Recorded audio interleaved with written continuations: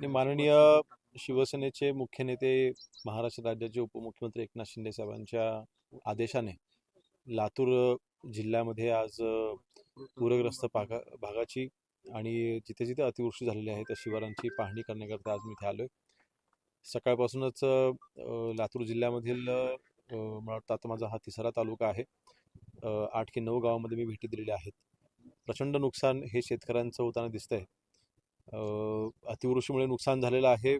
त्यानंतर पूरग्रस्त जे काही पाणी वाहून आलेलं आहे त्याच्यामुळे देखील नुकसान झालेलं आहे.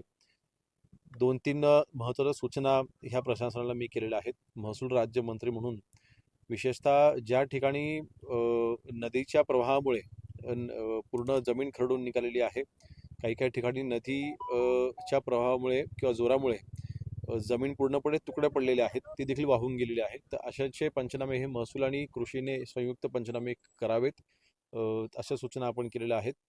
दुसरं, शेतीच्या नुकसानीचे पंचनामे करत असताना ऑगस्ट म्हणजे जुलै ते ऑगस्टमध्ये झालेल्या अतिवृष्टीच्या दरम्यान जे पंचनामे आपण केले त्याच्यासाठी आता जो निधी मला वाटतं गेल्या 2 दिवसापूर्वीच 250 कोटी हे लातूर जिल्ह्याकरिता हे वर्ग झालेले आहेत.